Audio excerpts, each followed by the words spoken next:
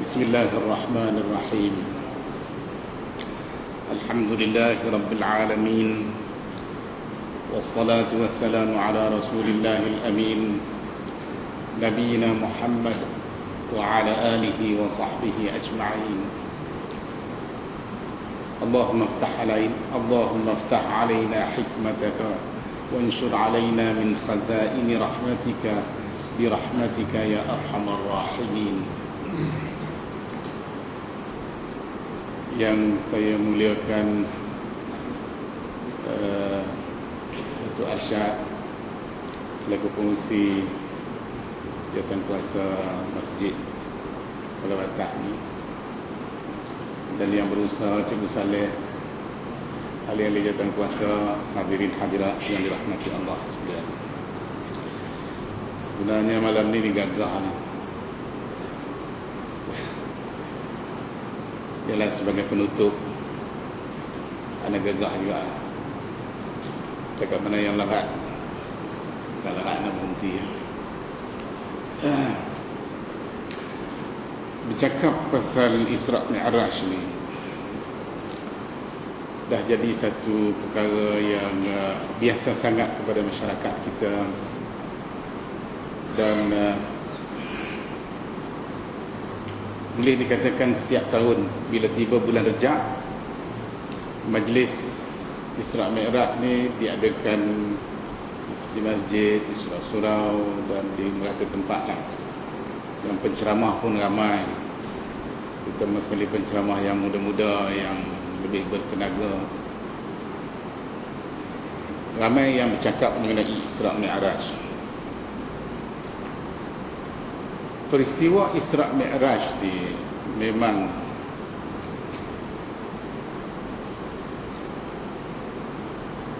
diakui telah berlaku kepada Nabi Muhammad sallallahu alaihi wasallam. Namun demikian, para ulama hadis dan juga ulama-ulama Islam yang lain dalam bidang-bidang masing-masing berganding bahu untuk sama-sama dapat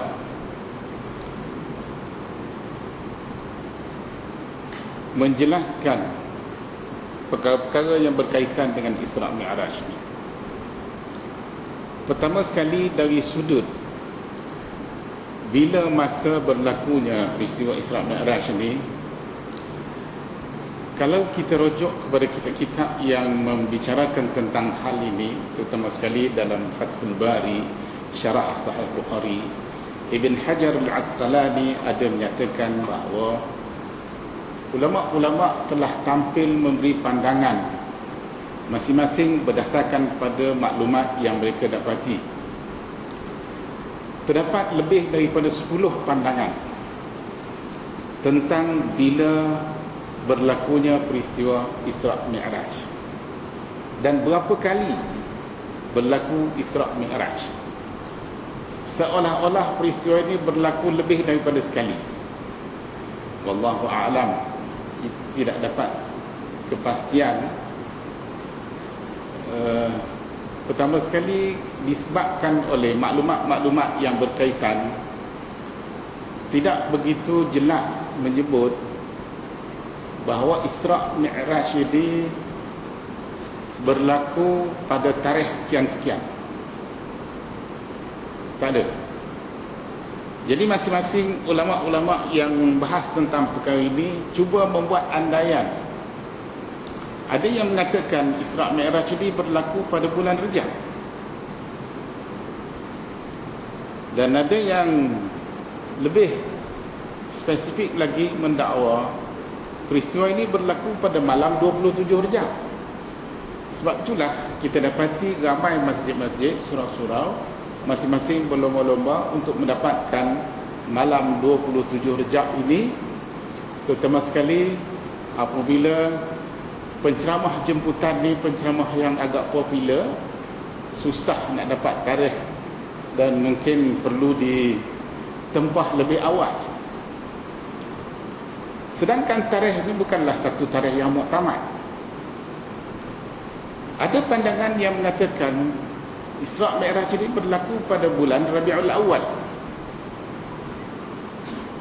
Ada yang mengatakan pada bulan Rabiul Akhir. Ada yang mengatakan pada bulan Syawal. Bahkan ada yang mengatakan pada bulan Ramadan. Secara keseluruhannya, tarikh bukan satu perkara yang sangat penting untuk kita perbahaskan.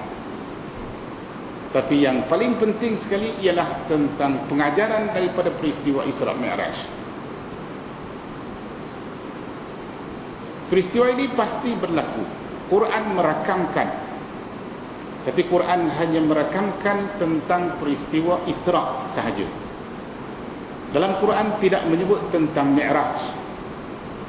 Tapi Quran ada menyentuh tentang perkara-perkara yang berlaku semasa Mi'raj, semasa Nabi berada di Sidratul Muntaha, semasa Nabi berada selepas Sidratul Muntaha.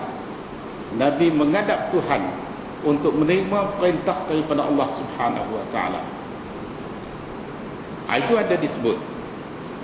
Tetapi dalam hadis-hadis Nabi yang sahih, di samping hadis-hadis Nabi ataupun hadis-hadis yang diriwayatkan dengan sanad yang tidak sahih,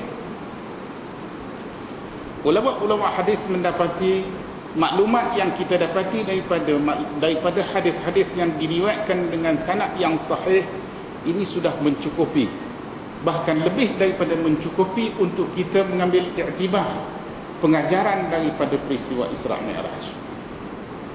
Pertama sekali kita lihat daripada ayat Al-Quran, satu-satunya ayat Al-Quran dalam surah Al-Isra'. Surah Al-Isra', nama pun mengambil sempena Al-Isra'. Ulama-ulama tafsir cuba mengaitkan peristiwa Isra' ni bukan hanya berlaku kepada Nabi Muhammad SAW sahaja, bahkan berlaku kepada para anbiya yang lain, tetapi dengan peristiwa yang berbeza. Peristiwa yang berbeza.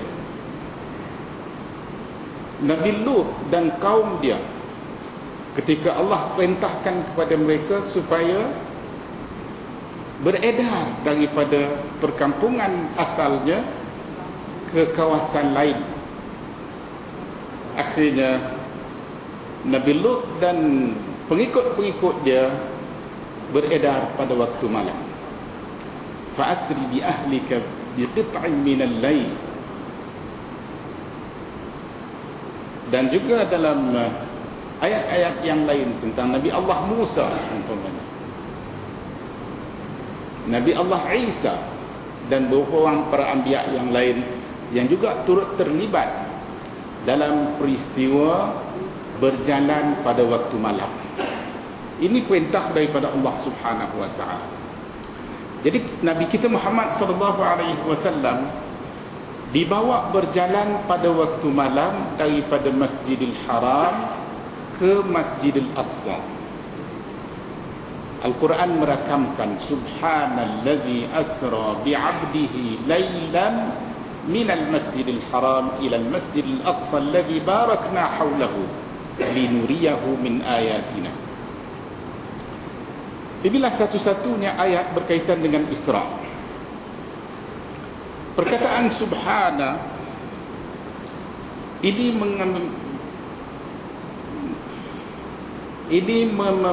menyentuh tentang Allah Subhanahu wa taala, di mana kita dikehendaki supaya terlebih dahulu meyakinkan tentang berita yang akan dimaklumkan selepas perkataan subhana. Maha suci Allah Subhanahu wa taala, itu makna subhana. Maha suci Allah Subhanahu wa taala. Kita kena beriktikad bahawa Allah itu maha suci daripada segala sifat kekurangan, maha suci daripada segala sifat kelemahan. maha suci daripada segala sifat yang mustahil bagi Allah Subhanahu wa taala. Kita kena beriktikad sedemikian. Maknanya kalau dari sudut akidahnya kita belum jelas, belum beres, maka kita perlu bersihkan terlebih dahulu akidah kita terhadap Allah Subhanahu wa taala daripada segala sifat kekurangan, kelemahan yang mungkin apabila dimaklumkan tentang berita peristiwa Isra' Mi'raj ni, ada perkara-perkara yang di luar kemampuan akal kita untuk berfikir, dan dia boleh mengakibatkan ketidakboleh percaya tentang perkara-perkara yang berkenaan. Sebab itulah kita kena terlebih dahulu jelas dan i'tikad kita terhadap Allah Subhanahu wa taala betul-betul mantap. Tak boleh goyah. Kalau kita percaya tak percaya ataupun tak kenal Allah Subhanahu wa taala dengan sifat-sifat yang telah diperkenalkan oleh Allah di dalam Al-Quran, yang diperkenalkan oleh Nabi Muhammad sallallahu alaihi wasallam melalui hadis-hadisnya yang sahih, maka perbahasan mengenai Isra' Mi'raj ini akan menjadi kacau bilau. Sebab dia melibatkan perkara-perkara yang di luar kemampuan akal kita untuk berfikir. Persoalan-persoalan yang ditimbulkan dari sejak awal hari yang pertama Nabi sekembalinya Nabi daripada Isra' Mi'raj, Nabi telah dihujani dengan persoalan-persoalan yang tidak masuk akal. Bagaimana boleh pergi ke Baitul Maqdis pada malam yang berkenaan dan pada waktu sebelum masuk waktu subuh, malam yang sama kembali semula ke Mekah? Ini soalan yang pertama yang diajukan kepada Nabi. Dan banyak lagi soalan-soalan yang telah diajukan, menampakkan bahawa akal fikiran umat manusia pada ketika itu belum bersedia untuk menghadapi peristiwa Isra' Mi'raj. Belum lagi Nabi menceritakan tentang perkara-perkara yang diperlihatkan kepada Nabi semasa dalam perjalanan pergi dan pulang. Belum lagi cerita pasal dia menghadap Tuhan.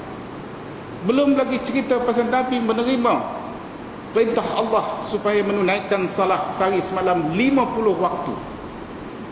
Belum lagi cerita itu dan ini. Bagaimana perjalanan Nabi tadi sepantas penglihatan tunggangan Nabi yang dikenali sebagai Buraq. Belum, Nabi tak cerita lagi. Nabi baru cerita, semalam aku dibawa berjalan daripada Masjidil Haram ke Masjidil Aqsa. Nabi baru cerita setakat tu saja. Kemudian dia berkata, pagi ni kamu berada bersama dengan kami? Ya, Nabi kata ya. Siapa orang yang pertama yang mendapat berita ni? Ialah Abu Jahal. Abu Jahal orang yang pertama mendapat berita mengenai peristiwa Isra' Mi'raj. Jadi kalau kita masih ragu tentang perkara-perkara yang berkaitan dengan Isra' Mi'raj ni, bermakna kita juga terbalik dengan penyakit-penyakit yang menimpa Abu Jahal dan mereka-mereka yang sama seperti mana Abu Jahal. Abu Jahal kata, kalau betul lah cakap Muhammad kata dia pergi ke Masjidil Aqsa, kemudian malam ni balik pula bersama dengan kita sebelum masuk waktu subuh, maukah kamu cerita kepada kaum kamu?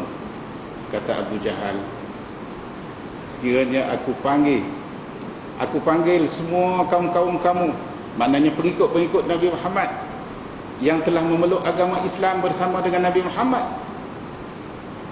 dan Nabi cerita apa yang Nabi cerita kepada Abu Jahal sekarang ni, dia kata, maukah kamu, setujukah kamu cerita benda yang sama kepada kaum kamu apa yang telah kamu cerita kepada aku sekarang? Nabi kata okey, boleh. Dan selepas tu dia pun menjerit sekuat-kuat hati dia, memanggil sesiapa saja untuk datang mendengar berita ajaib.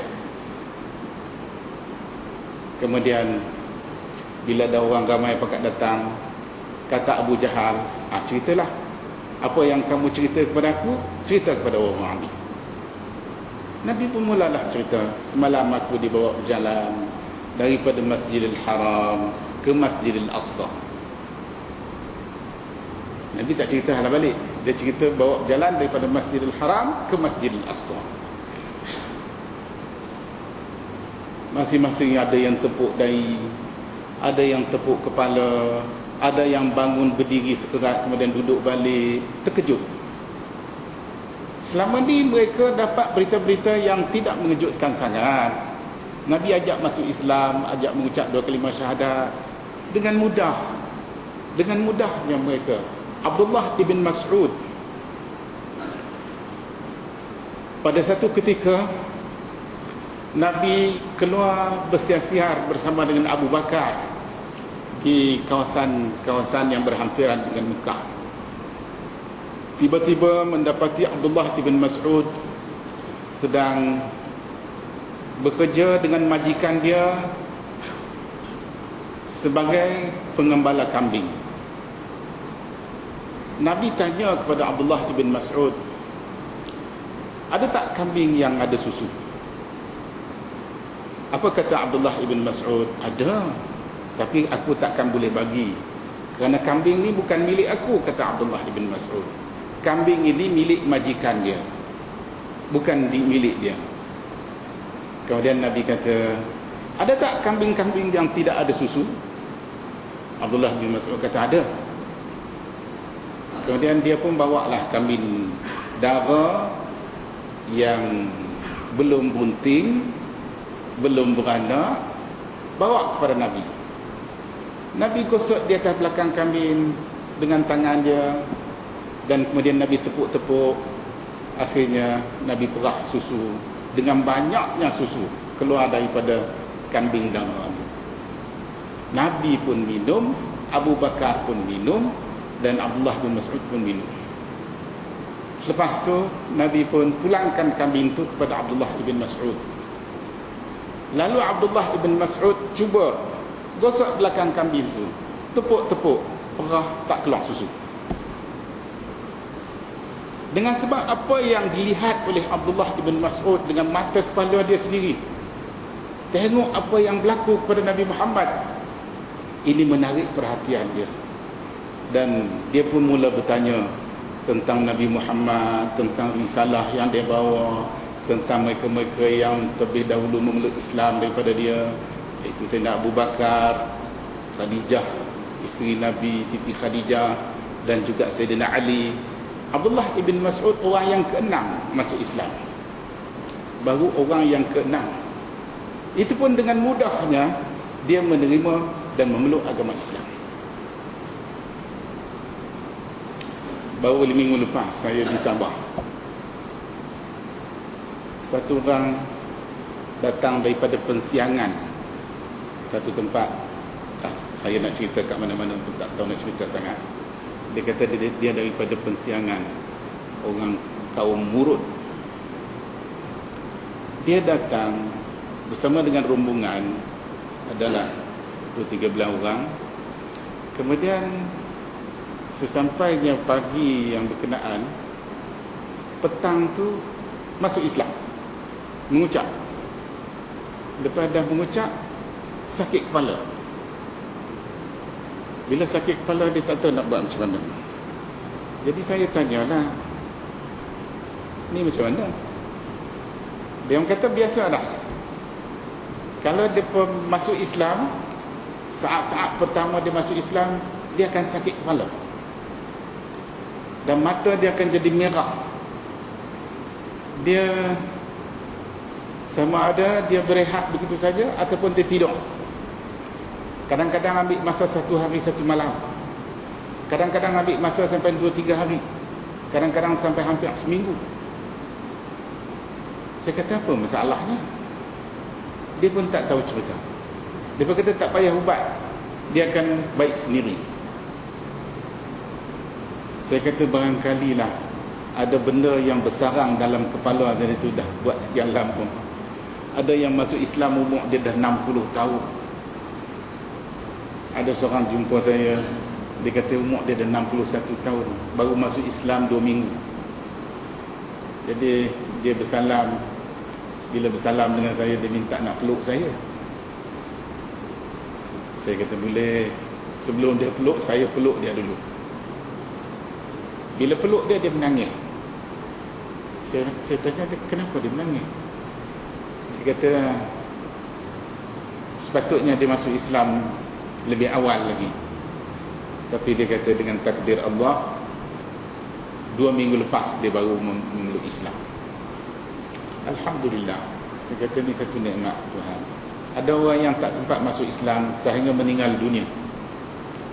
Ada orang yang masuk Islam kemudian selepas mengucap kalimah syahadat terus meninggal dunia ni. Awak lebih bertuah kerana awak masuk Islam ketika awak masih sihat, ketika awak masih boleh menunaikan sebahagian daripada tuntutan Islam kepada awak, semayang dan sebagainya. Jadi awak bertuah. Dia kata adik-beradik dia, sahabat-sahabat dia ramai lagi tempat dia duk tunggu nak masuk Islam, tunggu giliran nak masuk Islam. Jadi kata dia, kalau boleh tuan datanglah tempat kami. Saya kata jauh ke tempat ni? Dia kata perjalanan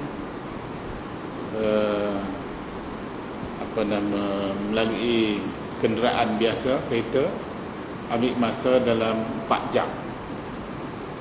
Kemudian kena naik bot. Naik bot tu tengok kalau keadaan bagus, dia boleh bergerak dengan cepat, dengan pantas, barangkali 1 jam lebih boleh sampai, kata dia. Saya kata insyaAllah, kalau Tuhan izin, kita pergilah. Mereka dah masuk Islam di situ seramai 196 orang. Yang ke 196 tu yang baru masuk Islam malam yang bertemu dengan saya tu.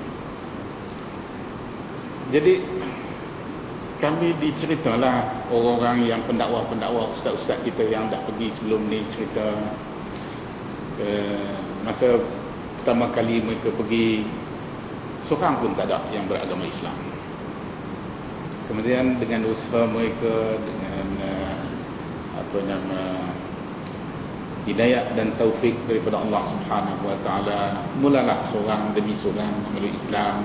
Sehinggalah sekarang ni sudah mencapai jumlah 196 orang. Mereka dah punya masjid sendiri, dan masjid tu baru dibina dan belum siap sepenuhnya. Bumbung dengan lantai dah ada, tapi dinding belum ada. Bilik air pun kata dia belum siap sepenuhnya. Tapi dia kata kalau tuan nak pergi, kami siapkan dalam masa yang secepat mungkin, supaya tandas ni penting bagi kita. Jadi nak cerita, ramai orang memeluk Islam dengan mudah.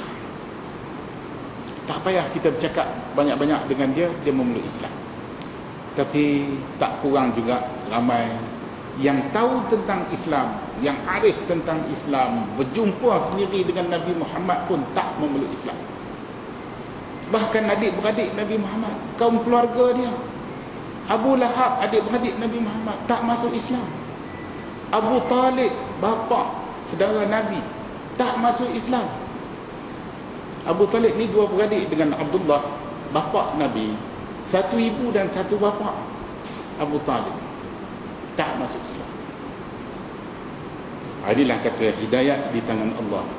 Innaka la tahdi man ahbabta walakin Allah yahdi man yasha.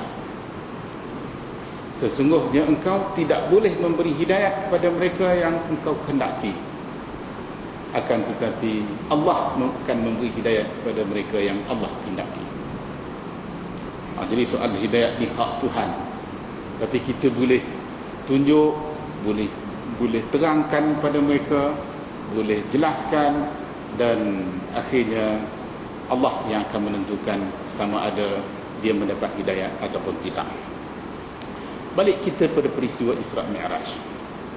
Bila Abu Jahal buat cerita, riuh hendaklah orang ramai terkejut. Kemudian kata Abu Jahal, ada satu lagi permintaan dia. Nabi diam. Kata dia, setujukah kamu kalau aku maklumkan perkara ini kepada sahabat kamu, iaitu Abu Bakar? Kata Nabi, setuju.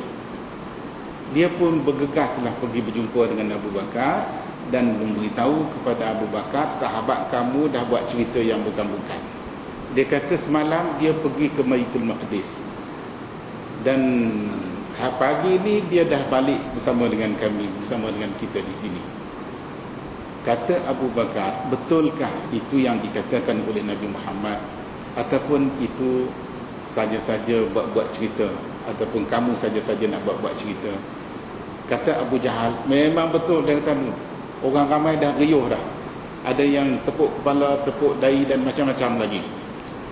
Kata Abu Bakar, kalau betul Muhammad yang kata, bukan setakat itu sahaja yang boleh aku terima, akan tetapi lebih daripada itu. Kalau Muhammad cerita lebih daripada itu lagi, pergi sampai ke mana pun aku boleh terima. Ini pendirian Abu Bakar As-Siddiq yang sudah punya cukup persediaan untuk menghadapi peristiwa Isra' Mi'raj. Ini yang kita nak contohi. Bagaimana Isra' Mi'raj ini diperlakukan oleh Allah kepada Nabi Muhammad sallallahu alaihi wasallam. Ulama-ulama kita telah membahas tentang daripada mana saat permulaan Isra' tadi. Ada yang mengatakan ketika Nabi berada di Hijr Ismail. Hijr Ismail ni kita tahu di sebelah Kaabah, di mana terdapat di sana dalam bentuk lengkungan dikenali dengan Hijr Ismail. Di sana juga terletaknya pancuk emas ataupun dipanggil multazam. Dan ada yang mengatakan Nabi Muhammad ketika mulanya berlaku Isra' tadi, ketika Nabi berada di rumah Ummu Hani, dan di sana Jibril datang bersama dengan Mikail, datang dari arah bumbung. Maknanya dibukanya bumbung rumah tadi dan dimasuk dari arah bumbung, ambil Nabi Muhammad di rumah Ummu Hani, bawa ke Masjidil Haram, dan di sana diperlakukan satu pembedahan, dan akhirnya bila dah siap barulah dibawa Nabi berjalan daripada Baitullahil Haram ataupun daripada Masjidil Haram, melewati perjalanan arah Madinah, dan daripada sana terus menuju ke Baitul Maqdis, iaitu di Masjidil Aqsa. Dan daripada Masjidil Aqsa barulah naik menuju ke Sidratul Muntaha, di atas ataupun setelah melewati 7 lapisan langit. Kita tak tahu yang cerita kepada kita ni Nabi Muhammad. Dan Nabi ni seorang manusia yang dipilih oleh Allah. Allah sifatnya bersifat dengan sifat kesempurnaan, maha mengetahui, maha bijaksana, maha berkuasa, dan Allah mampu melakukan apa saja yang dia kehendaki. Dan inilah latar belakang peristiwa Isra' Mi'raj, yang apabila kita mempunyai persediaan yang cukup dari sudut akidahnya, maka kita tidak akan mempersoalkan, asalkan maklumat yang berkenaan dinukilkan kepada kita daripada Nabi Muhammad dengan cara yang betul, ataupun dengan istilah yang selalu kita dengar, dengan sanad yang sahih. Imam Bukhari, Imam Muslim, dan juga para ulama hadis yang lain berganding bahu mengumpul sebanyak mungkin maklumat berkaitan dengan Isra' Mi'raj, dan kemudian dipersembahkan kepada kita melalui riwayat-riwayat yang sahih di samping riwayat-riwayat yang tidak sahih. Yang tidak sahih tidak boleh dijadikan hujjah, kerana Pertama sekali, dia tidak sahih. Dan yang kedua, tidak boleh dipertanggungjawabkan kerana tidak cukup kekuatan untuk kita menjadikannya sebagai dalil, sebagai sandaran terhadap maklumat yang terdapat daripada riwayat-riwayat yang tidak sahih. Adapun riwayat-riwayat yang sahih, ini sudah memadai untuk mendapatkan pengajaran daripada peristiwa Isra' Mi'raj. Antara yang disebut dalam Sahih Bukhari, riwayat Abu Hurairah, riwayat Anas ibn Malik daripada Malik ibn Sa'sa'ah, dan riwayat Ibn Abbas, dan riwayat Jabir ibn Abdullah. Banyak lagi riwayat-riwayat. Dalam Sahih Bukhari sendiri pun tak larat nak baca dah. Dalam Sahih Muslim, dalam kutubus sittah yang lain, banyak daripada hadis-hadis yang sahih. Dan secara umumnya, perkara-perkara yang diberitakan ketika berlakunya peristiwa Isra' Mi'raj ini, perkara-perkara yang di luar kemampuan akal untuk berfikir. Bahkan daripada mulanya lagi, para sahabat Nabi sendiri telah berselisih pendapat sama ada Isra' Mi'raj ini berlaku secara mimpi ataupun secara yaqazah, jaga macam kita sekarang ni. Maknanya perkara ini berlaku bukan mimpi-mimpi, bukan angan-angan, dan bukan sekadar imajinasi, tetapi ini real, memang sebenarnya berlaku. Dan Nabi dalam keadaan jaga, sehingga beberapa perkara yang dijadikan sebagai alasan kenapa kita harus ataupun kita wajib percaya bahawa peristiwa Isra' Mi'raj ini berlaku kepada Nabi Muhammad dalam keadaan jaga. Kalau dalam keadaan mimpi, siapa pun boleh mimpi dan kemudian dia boleh cerita. Tak pelik kalau kita kata dia mimpi terjun daripada tingkat 100 ke, tingkat yang ke-50 ke, jatuh di bawah, tak ada apa-apa pun, mimpi. Siapa pun boleh cerita. Jadi tidak mengejutkan. Yang mengejutkan Abu Jahal tadi kerana perkara ini berlaku secara jaga, secara live. Ini yang mengejutkan. Antara yang mengajukan soalan kepada Nabi Muhammad ketika Abu Jahal jemput mereka untuk bertanya ialah Mut'im ibn Adi. Mut'im ibn Adi ini kemudian dia memeluk Islam, menjadi salah seorang sahabat Nabi yang rapat dengan Nabi. Dia pada mulanya bapa dia nak tunangkan dia dengan Siti Aisyah. Mereka dah setuju. Kemudian bila Nabi bersetuju supaya Khawlah bintu Hawla ataupun Khawlah bintu Tuwait cadang kepada Nabi supaya Nabi berkahwin dengan Siti Aisyah, dengan Saudah binti Zam'ah dan juga Siti Aisyah, Nabi bersetuju dan menerima pelawaan tadi. Akhirnya Khawlah bintu Tuwait ditugaskan untuk meminang Aisyah. Bila Khawlah pergi nak minang, dia perempuan, dia pergi jumpa dengan ibu kepada Aisyah, iaitu Ummu Ruman. Pergi tanya Ummu Ruman untuk meminang Aisyah supaya berkahwin dengan Nabi. Kata Ummu Ruman, dia dengar cerita Abu Bakar dah setuju dengan Adi, bapa kepada Mut'im, untuk mengahwinkan Aisyah dengan Mut'im. Jadi dia tidak boleh membuat satu keputusan yang muktamad. Sebaliknya dicadangkan supaya Khawlah pergi bertemu dengan Abu Bakar.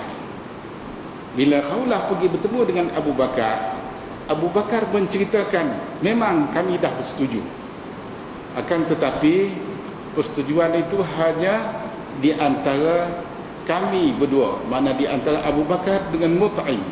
Sedangkan yang nak berkahwin tadi anak-anak mereka ni belum tahu apa pun lagi. Aisyah pada ketika itu masih kecil lagi, dan Mut'im mungkin lebih berumur daripada Aisyah. Akhirnya mereka juga bersetuju supaya Aisyah dikahwinkan dengan Nabi SAW. Jadi Mut'im ibn Adi inilah tanya kepada Nabi Muhammad sebab dia pernah pergi ke Masjidil Aqsa. Dia tanya kepada Nabi Muhammad, boleh tolong sifatkan kepada kami bagaimana kedudukan Masjidil Aqsa? Kata Nabi pada ketika itu, Nabi berada di mana? Kalau kita lihat Masjidil Haram sekarang ini, di sebelah Hijr Ismail tadi ada kawasan lapang di sebelah tu. Kalau dulunya atau pada satu ketika dulu digunakan tempat itu untuk muazzin melaungkan azan, dan kemudian sekarang ini dipindahkan di sebelah kiri ataupun di sebelah Hijr Al-Aswad. Kalau dulunya sebelah Hijr Ismail. Jadi disitulah di mana Nabi diajukan soalan tentang Masjidil Aqsa. Nabi menyifatkan Masjidil Aqsa satu persatu, sehinggalah pada bentuk-bentuk tertentu daripada sifat Masjidil Aqsa tadi, Nabi menghadapi kesukaran. Nak ingat semua tu tak sempat. Jadi Nabi mengadulah kepada Allah Subhanahu wa taala supaya dia dibantu bagaimana dia boleh menyifatkan Masjidil Aqsa dengan begitu tepat sekali. Dan kata Nabi, Nabi diperlihatkan semula Masjidil Aqsa di depan mata Nabi, sehingga kalau ada sebanyak mana soalan sekalipun berkaitan dengan Masjidil Aqsa, Nabi akan dapat menyifatkannya dengan begitu tepat sekali, lebih daripada orang yang pernah tinggal ataupun pernah berada di sana di Masjidil Aqsa. Jadi ini satu perkara yang ajaib, perkara luar biasa. Kalau kita pun orang bawa pergi jalan tengok waktu malam, balik nak cerita macam mana? Habis sangat kita boleh cerita macam orang buta tengok gajah. Tapi Nabi dia pergi waktu malam, entah waktu tu elektrik ada tak ada, cerah ke gelap ke, wallahu alam, tapi satu perkara yang luar biasa. Ini pun kadang-kadang menyentuh perasaan kita. Bolehkah Nabi menyifatkan sampai begitu? Bagaimana tayangan yang Tuhan berikan kepada dia? Dan bukan setakat itu saja Nabi diperlihatkan, Nabi pernah diperlihatkan dunia ni daripada awal hingga ke akhirnya. Dan bukan setakat dunia, gambaran dunia ni saja, tapi melangkaui akhirat. Nabi diperlihatkan dengan syurga neraka pada ketika Nabi berada di mihrab Masjid Nabawi di Madinah. Perkara ni tak pelik. Ini kerja Tuhan. Sebab itulah bila Tuhan nak ceritakan kita, dan manusia yang akan baca, yang akan dengar, yang akan berhadapan dengan peristiwa Isra' Mi'raj ni, mungkin pelbagai bentuk ataupun kemampuan berfikir manusia yang pelbagai ini, ada yang bersikap mudah menerima, ada yang bersikap ingin bertanya, dan ada yang bersikap tunggu dan lihat. Macam-macam cerita, macam-macam ragam manusia. Jadi apapun, Nabi dengan bantuan wahyu daripada Allah Subhanahu wa taala, dia bercakap berpandukan wahyu daripada Allah, dapat menyifatkan segala ataupun segala-gala sifat yang berkaitan dengan Masjidil Aqsa dan lainnya. Apapun, setelah Nabi sampai di Masjidil Aqsa, dalam riwayat Abu Hurairah dalam Sahih Bukhari, Nabi SAW bersabda, utitu lailata usriya bi Iliya biqadhaini min khamrin wa labanin fa akhadhtu al-laban qala Jibril law akhadhta al-khamra la ghawat ummatuk. Jibril kata, sebelum tu Jibril kata, alhamdulillahilladzi hadaka lil fitrah law akhadhta al-khamra la ghawat ummatuk. Maksudnya, aku didatangi setelah aku sampai di Masjidil di Iliya pada malam berlakunya Isra' Mi'raj. Iliya ni salah satu nama kepada Masjidil Aqsa. setengah kata salah satu nama kepada Baitul Maqdis. Setibanya Nabi di Baitul Maqdis, Nabi dihidangkan dengan 2 mangkuk. Salah satunya berisi arak, salah satu lagi berisi susu. Nabi ambil susu, Nabi minum. Kata Jibril yang mengiringi Nabi pada ketika itu, Alhamdulillah, Allah memberi petunjuk, memberi hidayah kepada kamu kepada fitrah. Maknanya tindakan Nabi tadi ditafsir, diolah oleh Jibril bahawa itu menunjukkan tindakan Nabi tadi bersesuaian dengan fitrah manusia. Sebaliknya, jika Nabi mengambil mangkuk yang berisi arak, maka kata Jibril akan sesat umat kamu. Makna arak ni sesuatu yang bertentangan dengan fitrah dan dia boleh menghancurkan peminum arak ni, termasuklah kita umat Nabi Muhammad ni. Kalau minum arak maka hancurlah segala-galanya. Dengan sebab minum arak dia boleh berzina. Dengan sebab minum arak dia boleh membunuh. Dengan sebab minum arak dia boleh lakukan segala-galanya. Akal akan hilang. Tidak ada lagi pertimbangan akal. Akhirnya dia akan melakukan apa saja, sama ada yang baik maupun yang buruk. Jadi ini juga satu perkara yang luar biasa.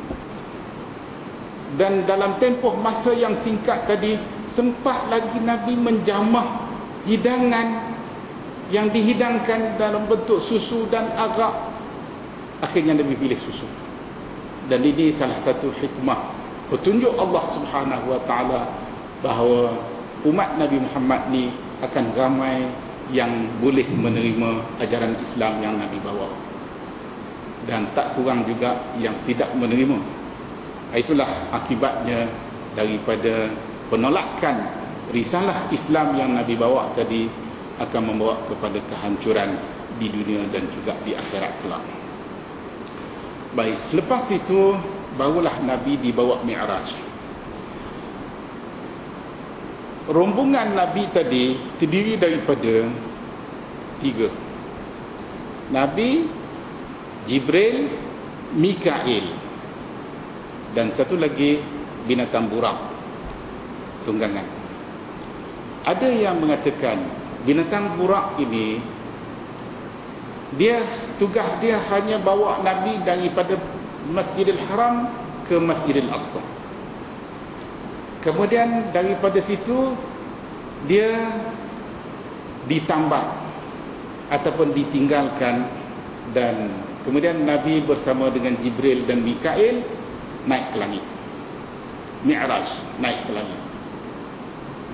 Ada ulama-ulama tafsir cuba analisa kenapa Nabi dibawa daripada Masjidil Haram ke Masjidil Aqsa, daripada Masjidil Aqsa baru dibawa naik ke langit. Kenapa tidak daripada Masjidil Haram terus naik ke langit? Kan ada dalam hadis yang Nabi sebut bahawa Kaabah, kedudukan Kaabah di muka bumi ini, di dunia ini ataupun di bumi ini berbetulan dengan pintu Baitul Ma'mur yang berada di langit yang ke-7. Dan selepas Baitul Ma'mur, di sana akan bertemu dengan Sidratul Muntaha, sempadan di antara bawah dengan atas. Sempadan di antara bawah dengan atas. Kita tak tahu dalam dunia moden kita hari ini disebut gravity. Tarikan daya bumi ini dengan tarikan atas tu, dia kalau sempadan, sebelum sampai sempadan tu dia akan jatuh ke bumi. Macam roket 2-3 malam yang lepas daripada Rusia, naik sekat jalan, jatuh balik ke bumi. Jadi kalau selepas Sidratul Muntaha itu bukan jatuh ke bumi, dia jatuh pergi ke sana. Wallahu alam. Kita tak mampu nak berfikir, belum sampai lagi akal manusia berfikir tentang kedudukan sempadan-sempadan yang sedemikian. Bahkan salah satu planet sampai ke hari ini pun pakar-pakar astronomi belum berjumpa, belum bertemu. Dalam kajian mereka belum sampai ke situ. Kita duk baca surah Yasin tu dah lama dah. Allamnahu syi'ra ma yanbaghi lah. Salah satu planet asy-syi'ra. Dalam Quran disebut dalam surah Yasin. Kita dah baca surah Yasin sekian lama dah. Tapi kita tak tengok sendirilah. Tapi ilmu berkaitan dengan planet yang berkenaan asy-syi'ra ma 'allamnahu syi'ra ma yanbaghi lah. In huwa illa apa ayat selepas tu. Jadi planet asy-syi'r ini pakar-pakar astronomi sampai hari ini dia tak tahu duduk di mana, ukuran jauh kedudukan dia dengan bumi, jauh sejauh mana, besar dia, kemampuan dan bagai-bagai lagi kedudukan. Sampai ke hari ini dia tak tahu. Kita umat Islam dah pun dimaklumkan, tapi kita juga menghadapi ketaksiran. Sepatutnya kita berusaha mengenal pasti ataupun menggali ilmu yang telah dimaklumkan, walaupun secara datarnya, secara mendatar kita hanya dimaklumkan salah satu planet namanya asy-syi'r. Baik, bila Nabi naik sampai ke Sidratul Muntaha, ada riwayat yang menyebut bahawa binatang burak ini juga ikut bersama perjalanan Nabi daripada Baitul Maqdis, daripada Masjidil Aqsa naik hingga ke Sidratul Muntaha. Apabila tiba ke Sidratul Muntaha, habis perjalanan, stesen akhir, Nabi seorang saja dibenar untuk naik menghadap Tuhan. Menghadap Tuhan selepas Arash. Arash ni pun kita tak tahu sampai ke hari ini. Pakar-pakar astronomi tak boleh nak komen apa bentuk Arash. Dalam hadis yang sahih menyebut Arash tadi jika dibandingkan dengan planet bumi bagaikan diletak cincin di tengah padang. Bagaikan diletak cincin di tengah padang. Bumi ini macam cincin, Arash tu macam padang yang luas. Dalam Al-Quran juga menceritakan Arash ni, dia hingga ke hari ini, daripada sejak Tuhan ciptakan Arash hingga ke hari ini, hingga ke hari kiamat, dia hanya ditanggung oleh beberapa petugas dari kalangan malaikat. Kemudian bila tiba hari kiamat ni, akan ditambah dengan sekali ganda bilangan yang sedia ada dari sejak dia diciptakan oleh Allah hingga ke hari kiamat. Ini dalam surah Al-Ma'arij.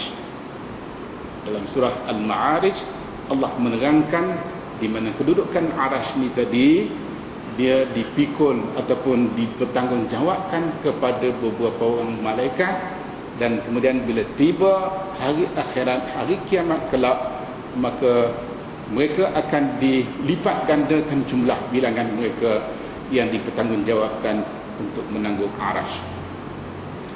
Jadi di sanalah Nabi menghadap Allah Subhanahu wa taala dengan mendapat perintah awalnya supaya Nabi dan kita umat dia menunaikan salah sehari semalam 50 waktu. Bayangkanlah kalau 50 waktu kita kena semayang sehari semalam 24 jam. Satu kali semayang kita ambil masa 10 minit. 10 minit kali 50 dah jadi 500 minit. Kan? 500 minit. 500 minit berapa jam? Tak sempatlah kita nak pergi ke sawah, nak pergi ke ladang kita, nak berniaga, nak begitu, begini, nak bernikah kahwin sehingga 4 orang isteri. Tak sempat. Kelang kabut kita buatnya. Dan dalam hadis yang sahih riwayat An-Nasa'i ada disebut bahawa Nabi Muhammad ketika naik dari satu lapisan langit ke satu lapisan langit, sehinggalah setiap lapisan langit Nabi diketemukan dengan para anbiya yang terdahulu. Wallahu alam. Pertemuan itu secara jaga maupun secara dalam bentuk yang lain, wallahu alam, kita tidak dimaklumkan oleh riwayat-riwayat yang menceritakan tentang hal ini. Apapun, dalam riwayat An-Nasai ada dinyatakan ketika Nabi melewati salah satu daripada lapisan langit, Nabi diketemukan dengan Nabi Allah Musa. Nabi Muhammad diketemukan dengan Nabi Allah Musa. Bila selesai pertemuan tu, Nabi dibawa lagi untuk naik ke lapisan langit yang berikutnya. Nabi Musa melihat gelagat Nabi Muhammad dengan Jibril dengan rombongan dia melampaui batasan langit di mana Nabi Musa berada. Akhir Nabi Musa menangis. Nabi Musa menangis. Rupanya ada lagi makhluk yang lebih mulia daripada dia, dibawa naik lebih tingkatan langit, lapisan langit yang lebih tinggi lagi. Nabi Musa menangis. Namun demikian, Nabi Musa sempat memberi pesanan kepada Nabi Muhammad supaya apabila diperintahkan dengan sesuatu, mengadulah kepada Tuhan kamu supaya diringankan. Jadi daripada nasihat Nabi Allah Musa yang dimaklumkan kepada kita melalui riwayat An-Nasai dengan sanad yang sahih, Nabi berulang alik daripada pusingan yang pertama, pertemuan yang pertama, Nabi diperintahkan dengan 50 waktu semayang sehari semalam. Kemudian Nabi berulang alik mohon diringankan. Setiap kali Nabi menghadap semula Allah Subhanahu wa taala, diringankan 5 waktu, sehinggalah tinggal 5 waktu. Setelah tinggal 5 waktu, Nabi Musa masih menasihatkan Nabi Muhammad supaya naik menghadap Tuhan, minta diringankan lagi. Jadi Nabi tidak bersetuju. Nabi malu. Istahyaitu, kata Nabi, untuk menghadap semula Tuhan, minta diringankan daripada 5 waktu kepada berapa. Nabi bimbang, nanti kot Tuhan cancel semua sekali. Kalau dihapuskan semua sekali, bermakna kita tidak berpeluang untuk bermunajat dengan Tuhan. Kita diberi peluang untuk bermunajat dengan Tuhan sehari semalam 50 kali.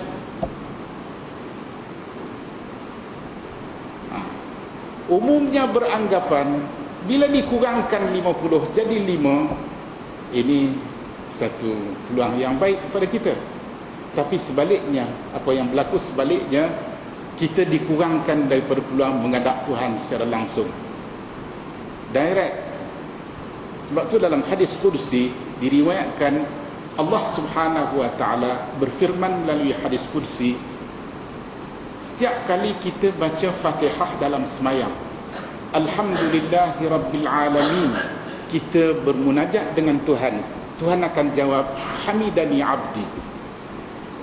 Setelah kita kata Ar-Rahmanir Rahim, Tuhan jawab Majjadani Abdi. Dan sehinggalah kita baca Fatihah tadi dari satu ayat ke satu ayat, hinggalah ke akhirnya.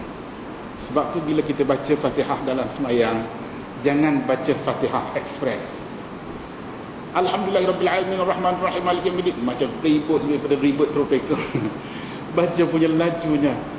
Masa mana kita nak berpeluang bermunajat dengan Tuhan, nak dengar jawapan Tuhan, sehingga bila kita kata iyyaka na'budu wa iyyaka nasta'in, dan selepas itu Tuhan jawab wa li 'abdi ma sa'al wa li 'abdi ma sa'al, untuk hamba-Ku yang sedang merayu ni, dia mengakui iyyaka na'budu wa iyyaka nasta'in, akan dikaulah kami sembah, kami beribadat, akan dikaulah kami mohon pertolongan. Jawab Tuhan wa li 'abdi ma sa'al. Sebab tu bila kita kata ihdinas siratal mustaqim, Tuhan terima. Jadi kita terlepas peluang 50 kali, tinggal 5 kali saja. Itu pun bila tinggal 5 kali, dia hanya jadi leban maghrib saja. Sekali saja sehari setelah dia menghadap Tuhan. Itu pun dia tak sedar yang dia menghadap Tuhan tadi, dia baca dalam keadaan tak menentu, dia berdiri dalam keadaan tak menentu, dia pakai pakaian, kadang tak pakai baju.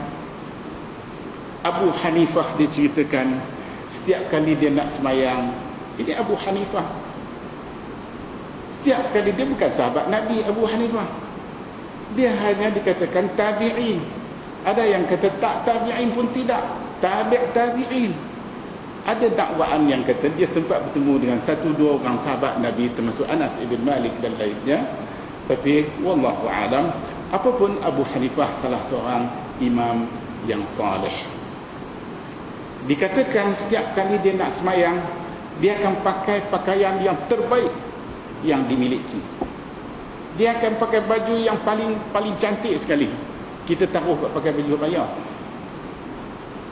Abu Hanifah dia pakai setiap kali nak semayang, dia akan cari pakaian yang terbaik sekali. Begitulah seterusnya.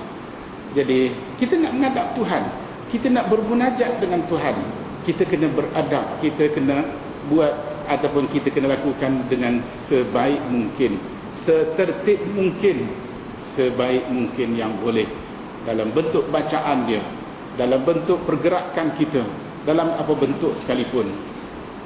Itulah kadang-kadang Tuhan kita sujud dengan menggunakan 7 anggota pada ketika sujud. Tapi masa muda kita boleh, bila main tua sikit dah tak apa nak boleh. 7 anggota dah tak cukup 7 dah, tinggal 6 lagi dah, barangkali tinggal 5 dah, barangkali tinggal kurang daripada itu. Saya dulu kalau duduk tahiyat, saya boleh pacak kaki kanan boleh pacak, tapi tak macam mana satu ketika sakit ibu kaki, kuku ibu kaki saya ni terkeluar, terperluih, orang kata terperluih, masuk dalam lubang di kebun, tersangkut, keluar kuku ibu kaki. Saya cuba cabut, tak putus, hampir nak pitang. Kemudian pergi ke klinik cucuk 5 jarum, cucuk nak tarik buang kuku tu. Dia tak mau nak kebas, punya sakit tegak dah. Dia pakai pegang kena, dia buat cerita tengah duk sedap-sedap cerita, dia tarik. Sambil tu dia duk jurus, tak cucuk dah, pakai jurus terus dengan ayat kebas. Punya sakit, punya rak kuku. Jadi start daripada situ, nak pacak kaki tak boleh. Dah lama tak pacak, ingat dekat setahun anda tak boleh nak pacak kaki. Lama kelamaan dia jam.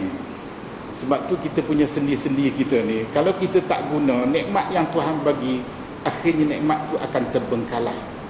Bila terbengkalai, maka rugilah kita untuk menempah saham akhirat kita satu demi satu, satu demi satu. Dulu boleh rokok dengan sempurna 100%, sekarang tak ada dah, kurang dah. Barangkali nak ambil 80% pun barangkali kadang-kadang boleh, kadang-kadang tak boleh. Begitulah, sikit demi sikit nikmat tadi ditarik oleh Allah Subhanahu wa taala. Apatah lagi bila kita sia-siakan nikmat tu, akhirnya kita sendiri yang menyesal, merugikan kita untuk menempah ganjaran demi ganjaran daripada Allah Subhanahu wa taala. Jadi rugilah kita. Alhamdulillah, walaupun kita tidak semayang fardu sehari semalam lebih daripada 5 waktu, ini berlaku ijma' di zaman selepas Nabi wafat, berlaku ijma' di kalangan para sahabat Nabi. Di kalangan para sahabat Nabi secara keseluruhan, ijma' lafzi, ijma' yang dikira bila ingkar terkeluar daripada Islam. Kita hanya diwajibkan oleh Allah semayang sehari semalam 5 waktu, termasuk hari Jumaat yang diwajibkan kepada kita semayang Jumaat. Hari Jumaat juga ada semayang zuhur, tapi oleh kerana kita dah semayang Jumaat, dikira 5 termasuk semayang Jumaat, jadi zuhur tak payah lagi kita buat zuhur. Sama ada lelaki maupun wanita. Orang perempuan yang tidak diwajibkan semayang Jumaat, bila mereka semayang Jumaat pada hari Jumaat, maka mereka tak payah semayang zuhur lagi dah. Tak payah semayang zuhur lagi. Sebab berlaku ijma', Kalau kita semayang Jumaat dan semayang Zuhur lagi, bermakna kita menyalahi ijma'. Dalam Quran Tuhan sebut, wa man yushaqiqir rasula min ba'di ma tabayyana lahul huda wa yattabi' ghayra sabilil mu'minin nuwallihi ma tawalla wa nuslihi jahannam wa sa'at masira. Jadi kalau sudah sampai kepada kita hukum Allah, hukum Rasul, di mana ijma' salah satu daripada perkara yang dikehendaki dalam Islam, jadi bagi mereka yang menyalahi perkara yang diijma'kan, ijma' ni ada sebahagian daripadanya bersandarkan kepada Al-Quran, bersandarkan kepada sunnah Nabi, ada sebahagian daripadanya hanya bersandarkan pada sunnah Nabi sahaja kerana tidak ada dalam Al-Quran. Ada sebahagian daripadanya ijma' bersandarkan kepada qiyas. Macam kes bagaimana kita boleh hukum lemak babi itu juga haram, kulit babi itu juga haram, telinga babi itu juga haram dimakan. Tukang-tukang masak antarabangsa ni, bila dia masak babi, telinga tu yang paling sedap tu dia kata rangup. Kalau kita kata orang peminat kaki ayam ni, bila dia pemasak gulai ayam, kaki ayam tu tukang masak yang makan, kaki ayam tu tukang masak yang makan. Begitu juga tukang-tukang masak babi-babi ni, mereka suka makan telinga babi tu, yang sangat digemari oleh tukang-tukang masak. Jadi Quran kata, hurrimat alaikumul maitatu waddamu wa lahmul khinzir, diharamkan bangkai, darah dan juga daging babi. Daging babi, telinga masuk daging, kira daging. Lemak dia kira daging, tulang dia kira daging. Sekok babi dari A sampai Z, babi, daging babi. Ini berlaku ijma'. Ijma' tadi hanya bersandarkan kepada qiyas, bukannya bersandarkan kepada Quran maupun hadis Nabi. Dalam Quran dan hadis Nabi tidak disebut dengan jelas tentang kedudukan lemak-lemak babi dan beberapa anggota babi yang lain selain daripada daging. Baik, balik kita kepada Isra' Mi'raj. Kalau naik saja tak turun, kita tak tahu, kita tahu naik saja. Kita nak cerita hala turun ni, biasanya hala turun ni laju. Hala naik yang lambat nak sampai, hala turun ni laju, cepat. Nabi turun daripada Sidratul Muntaha. Dia tersangkut sikit dengan Nabi Allah Musa. Kata setengah riwayat pada lapisan langit yang keempat. Wallahu a'lam. Dan kemudian selepas tu bila dah clear 5 waktu, Nabi pun tak nak lagi naik menghadap Tuhan, minta supaya dikurangkan. Nabi lebih bersetuju ataupun lebih bersedia dengan hanya 5 waktu yang difardukan kepada kita, dengan janji Allah melalui hadis Qudsi bahawa 5 waktu yang telah difardukan kepada Nabi Muhammad dan kita umat dia, ini dari segi jumlahnya saja. Adapun dari segi ganjarannya, ini masih kekal 5 sama dengan 50. Itu pun ramai di kalangan kita yang tak cukup 5 satu hari.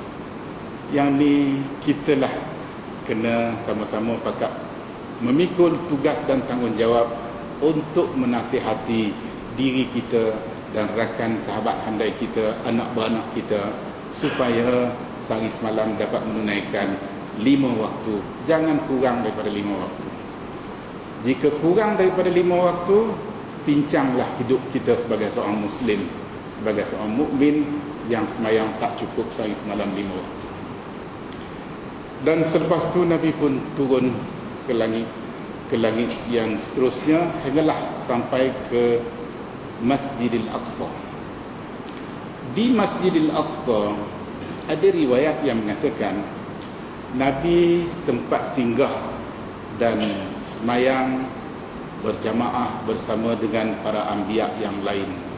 Wallahu a'lam. Ulama-ulama hadis tidak dapat menjelaskan kepada kita sama ada para anbiya yang lain dalam pertemuan Nabi dengan mereka dan semayang berjamaah di Masjidil Aqsa berlaku secara jaga. Nabi memang secara jaga, tetapi para anbiya yang lain wallahu alam, termasuk Nabi Allah Isa yang masih berada di langit, yang masih berada di langit hingga ke hari ini, dan dia akan turun ke bumi ini pada masa yang telah ditetapkan oleh Allah Subhanahu wa taala di akhir zaman nanti. Dan daripada situ Nabi bertolak balik ke Madinah. Dalam perjalanan pulang daripada Masjidil Aqsa ke Madinah, ke Mekah, dalam perjalanan pulang Nabi daripada Masjidil Aqsa ke Masjidil Haram di Mekah, Nabi diperlihatkan dengan beberapa kumpulan, wallahu alam, kumpulan-kumpulan yang Nabi lihat, adakah kumpulan-kumpulan yang berkenaan sebagai contoh-contohnya saja, ataupun kumpulan-kumpulan yang berkenaan memang sebenarnya kumpulan yang telah ditakdirkan oleh Allah dengan perlakuan-perlakuan yang tertentu, termasuklah yang makan dah kenyang pun masih makan lagi sampai terhoyong-hayang, perutnya buncit sebuncit-buncitnya dan kemudian jatuh rebah. Termasuk juga yang berenang dalam sungai dan kemudian dilontarkan dengan batu ke mulut dia. Dan bila Nabi bertanya kepada Jibril beritahu, di kalangan umat kamu yang masa hidup dia di dunia dulu makan harta anak yatim, di akhirat kelak kita kena berenang dalam sungai dan tercungak-cungak, kita nak tak menyawa ke hidung lagi dah. Orang berenang dia menyawa ke mulut, tak nak menyawa ke hidung. Mulut dilontar dengan batu-batu dalam mulut sehingga luka-luka. Itu gambaran awal yang diberikan pada Nabi di kalangan umat dia. Ada mereka-mereka yang sanggup makan harta-harta anak yatim. Dalam Quran Tuhan sebut innama ya'kuluna fi butunihim nara. Sesungguhnya mereka makan bara-bara api neraka yang disumbat masuk dalam perut-perut mereka. Ini gambaran tentang mereka yang makan harta anak yatim. Gambaran orang yang menerima amanah, semakin tidak mampu semakin banyak diterimanya. Bagaikan dia mengumpul kayu kayan dan diberkas, dia tak mampu nak angkat, jangan kata nak pikul, nak angkat pun tak mampu. Semakin tak mampu semakin ditambahnya lagi. Bila dia mampu nak angkat, entah sampai bila-bila, ini di kalangan umat Nabi Muhammad yang berperangai sedemikian rupa. Sampailah pada satu kumpulan yang masih dalam perjalanan menuju ke Mekah, dan Nabi menyapa mereka. Bila Nabi menyapa mereka, ada di kalangan rombongan itu tadi yang kenal suara Nabi Muhammad. Lalu dikatakan ini suara Muhammad, ini suara Muhammad yang mereka dengar. Dan kemudian setibanya Nabi di Mekah, ditanya, bila Nabi cerita tentang kumpulan ni, ditanya bila mereka tu nak sampai. Dan kemudian Nabi beritahu dengan dalam anggaran mereka akan sampai pada sekian-sekian hari dan pada sekian-sekian waktu. Dan bila sampai masa yang berkenaan, orang Mekah pakat keluar nak tengok betul tak cakap Muhammad ni. Ada kumpulan yang datang gini-gini, keluar tunggu tak sampai-sampai. Dengan takdir Allah Subhanahu wa taala, masa sudah suntuk, matahari hampir jatuh terbenam. Dengan kehendak Allah, Tuhan tahan matahari, tak bergerak matahari sehinggalah kumpulan itu sampai, membenarkan kata-kata Nabi Muhammad sallallahu alaihi wasallam. Kerana Nabi Muhammad salah satu sifatnya ialah siddiq, amanah, tabligh, fatanah. Siddiq, Nabi dia bercakap benar, cakap Nabi dipandu oleh wahyu. Jadi Nabi tidak menyalahi, menyalahi apa yang dia cakap, ataupun tidak mendustakan apa yang dikatakan. Dan dalam pada itu pun masih ada yang beriman dan masih ada yang tidak beriman. Jadi berbagai-bagai bukti dan dalil hujah yang Nabi telah kemukakan pada mereka. Ada yang beriman, ada yang tidak beriman. Jadi ini sepatutnya memberi pengajaran kepada kita. Janganlah kita jadi macam mereka yang berhati batu, walaupun disenaraikan sekian banyak hujah dan bukti, tapi masih tidak dapat menerima. Jadilah kita seperti mana iman Abu Bakar, yang walaupun maklumat tadi hanya sedikit ataupun banyak yang sampai kepada dia daripada Nabi, maka itu adalah satu kebenaran yang tidak diragui lagi tentang kebenarannya. Apapun, mudah-mudahan Allah memberi manfaat daripada apa yang dapat kita sampaikan pada malam ini. Dan malam ini sebagai penutup kuliah kita, Cikgu Saleh minta saya sentuh sikit tentang Ramadan. Ramadan dijangkakan akan bermula pada sama ada 9 hari bulan ataupun 10 hari bulan Julai. Kita akan tengok anak bulan pada petang 8 hari bulan nanti. Hari Selasa kot. Selasa. Kalau kita nampak anak bulan, Ramadan akan bermula pada hari yang berikutnya. Kalau kita tak nampak, kita akan genapkan jumlah bilangan 30 hari bulan Syaban. Hari ini 24 kot. Hari ini 24. Jadi kita akan mula berpuasa pada hari yang berikutnya. Mudah-mudahan dengan Ramadan yang akan tiba beberapa hari lagi, semoga Allah bagi peluang sekali lagi untuk kita berpuasa. Ramai di kalangan kita tahun lepas sama-sama kita dalam majlis yang sebegini, tapi tahun ini mereka sudah pergi meninggalkan kita. Kita tak tahu sama ada kita pada kali ini kita pula calonnya. Mudah-mudahan Tuhan bagi peluang lagi kepada kita untuk berpuasa pada bulan Ramadan yang akan tiba beberapa hari lagi. Dan anggaplah bulan Ramadan sebagai bulan ibadah, musim kita memperbanyakkan amal ibadah kita kepada Allah Subhanahu wa taala. Bukan hanya berpuasa, tetapi selain daripada puasa juga kita boleh tingkatkan amal ibadah kita kepada Allah Subhanahu wa taala. Tapi pastikan amal ibadah yang kita lakukan biarlah mengikut tata cara ibadah sebagaimana yang Nabi Muhammad SAW maklumkan kepada kita. Ini perlu dipastikan. Kalau tidak, maka sia-sia sajalah. Termasuklah yang biasanya diwar-warkan bila dekat nak puasa ni, diedarkan borang baca Quran untuk arwah, satu kepala 10 ringgit. Dah sekarang ni naikkan. Wallahu a'lam. Kita di Majlis Fatwa Negeri Perlis minggu lepas kita telah putuskan bahawa amalan yang sedemikian merupakan salah satu amalan bid'ah yang tak patut dilakukan. Kalau kita baca Quran, kita bacalah Quran. Kalau kita teringat sangat kepada mak bapak kita, nenek moyang kita, sahabat andai kita, orang yang tersayang kepada kita semasa hidup mereka dulu, kita doalah banyak-banyak untuk mereka. Kesempatan Ramadan ni, doa kita harap-harapnya Tuhan makbul. Semasa kita berpuasa, kita berdoa kepada Tuhan. Masa kita pada waktu malam Ramadan, kita berdoa kepada Tuhan. Dan banyakkan berdoa, banyakkan beristighfar untuk diri kita dan untuk mereka-mereka yang tersayang, sama ada masih hidup maupun yang sudah meninggal. Kita banyakkan berdoa. Ini memang clear. Mudah-mudahan amalan yang sedemikian diterima oleh Allah Subhanahu wa taala dan kita beroleh ganjaran yang besar. Satu perkara lagi berkaitan dengan Ramadan juga, sering disebut-sebut penceramahnya, khatib Jumaat, khatib raya pun kadang-kadang disebut.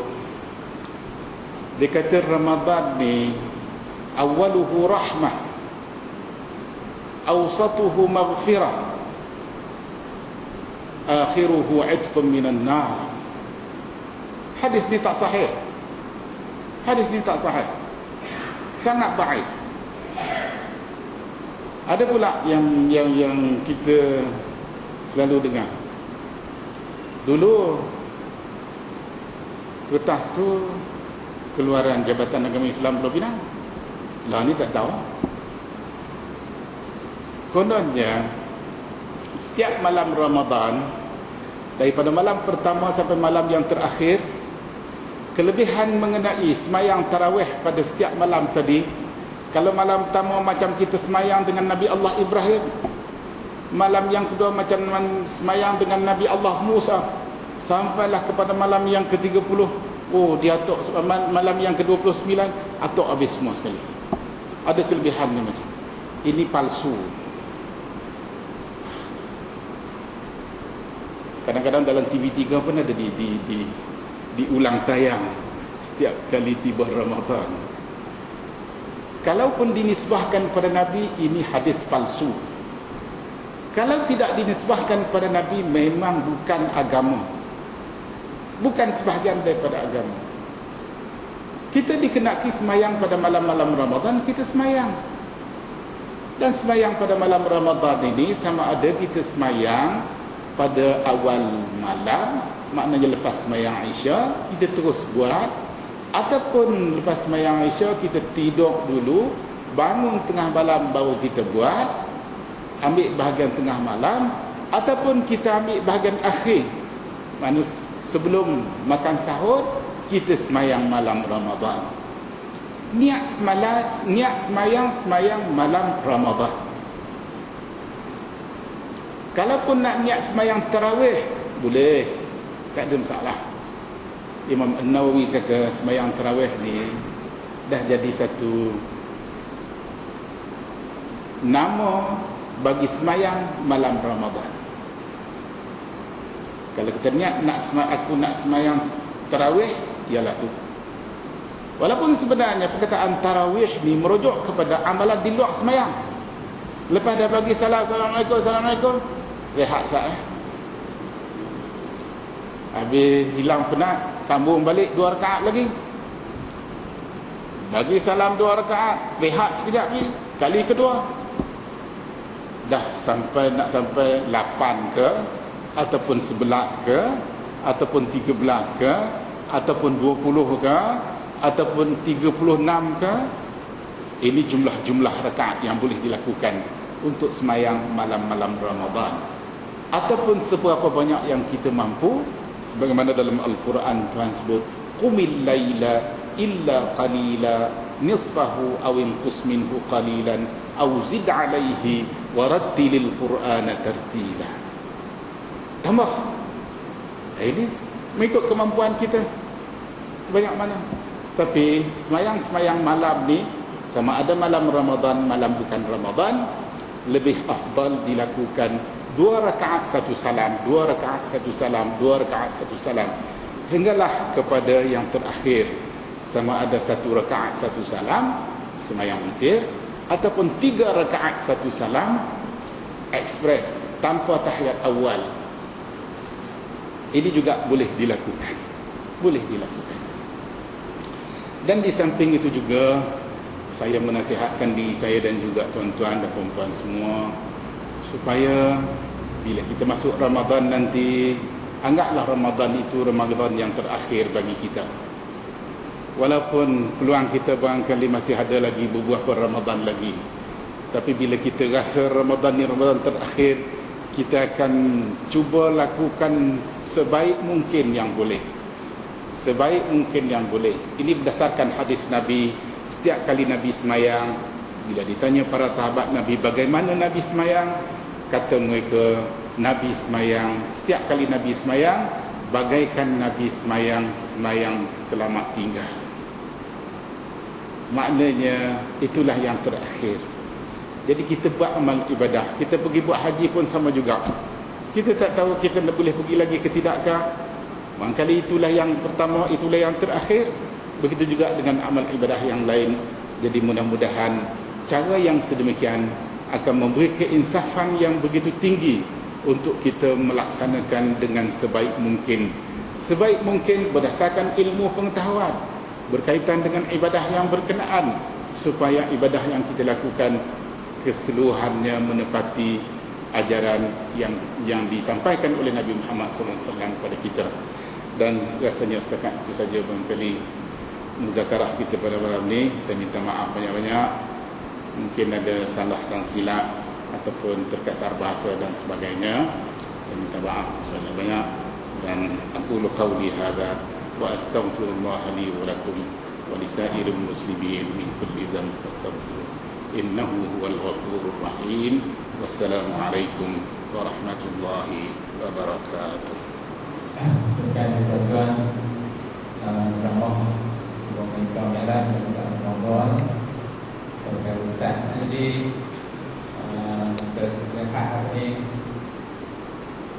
tangguhlah majlis kita sampai hayat nah. Cuma ustaz saya rasa nak tanya juga, ustaz bagi tanya soalnya tadi bincang ustaz. Satu soalan ustaz. Pasal Ramadan ni tengok-tengok yang pasal sembahyang tarawih ustaz 20 dengan 8 ni orang tu tegak sangat benda tu. Pasal aku saya boleh jelas sikit 20 dengan 8.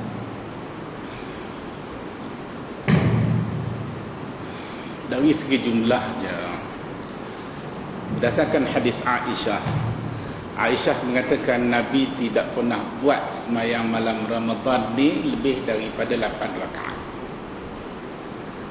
Dalam satu riwayat yang lain tidak lebih daripada 11 rakaat. Maknanya sembahyang malam Ramadan tadi dari segi jumlah rakaatnya 8 rakaat yang Nabi lakukan.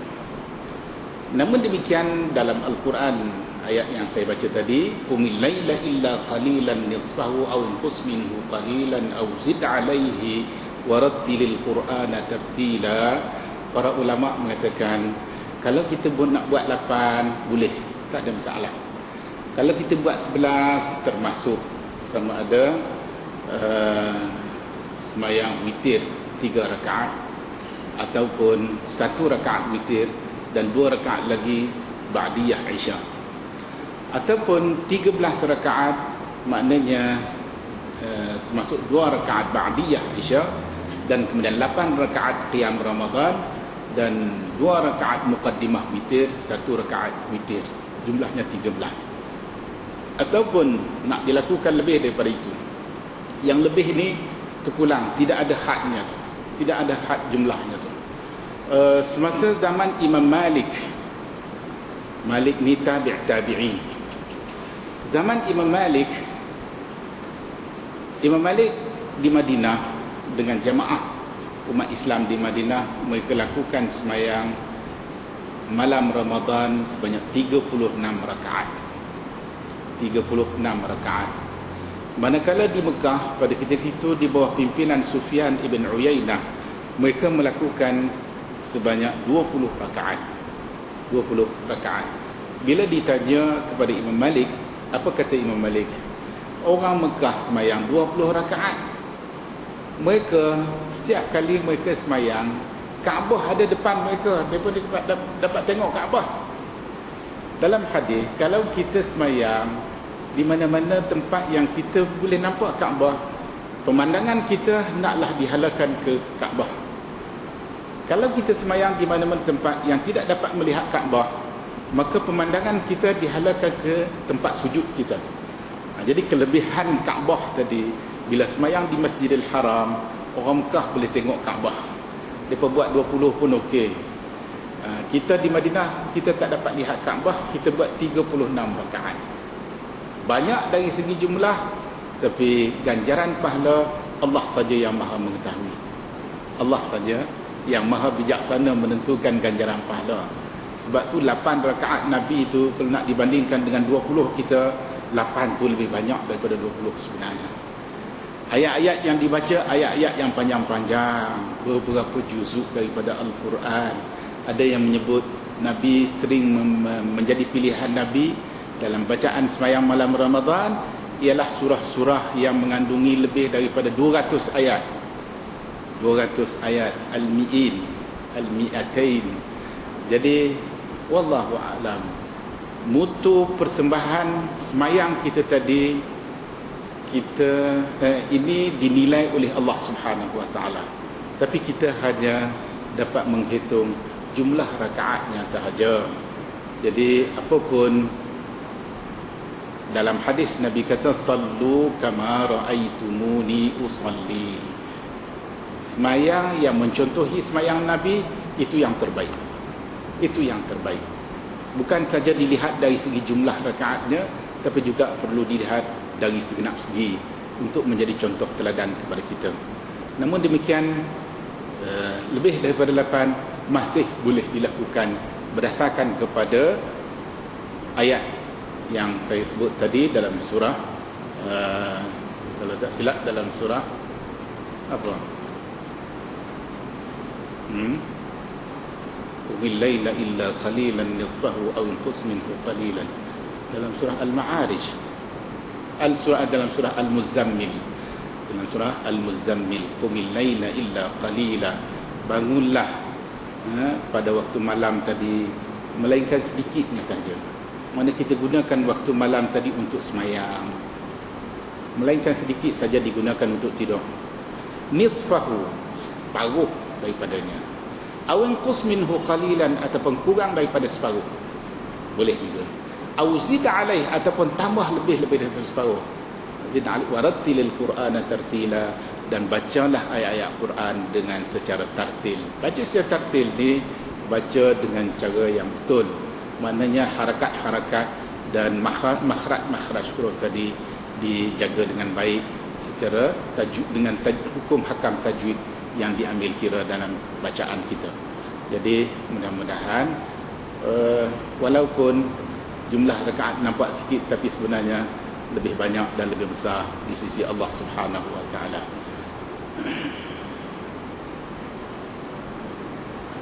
Bismillahirrahmanirrahim. Alhamdulillahirabbil alamin. والعاقبة للمتقين ولا عدوان إلا على الظالمين والصلاة والسلام الأتمان الأكملان على نبي الرحمة والرضوان وعلى آله وأصحابه أولي العلم والعرفان. اللهم اجعل جمعنا هذا جمعا مرحوما واجعل تفرقنا من بعده تفرقا معصوما. اللهم افتح لنا أبواب رحمتك وحكمتك. اللهم إنا خلق من خلقك فلا تمنع عنا بذنوبنا فضلك. يا ربنا عليك توكلنا وإليك أنبنا وإليك المصير. يا ربنا افتح بيننا وبين قومنا بالحق وأنت خير الفاتحين. اللهم أرنا الحق حقا وارزقنا اتباعه وأرنا الباطل باطلا وارزقنا اجتنابه. يا ربنا آمنا بما أنزلت واتبعنا الرسول فاكتبنا مع الشاهدين. اللهم يا ربنا آتنا في الدنيا حسنة وفي الآخرة حسنة وقنا عذاب النار وقنا عذاب النار وقنا عذاب النار وادخلنا الجنة مع الأبرار برحمتك يا عزيز يا غفار. وصلى الله وسلم وبارك على سيدنا محمد وعلى آله وصحبه أجمعين والحمد لله رب العالمين.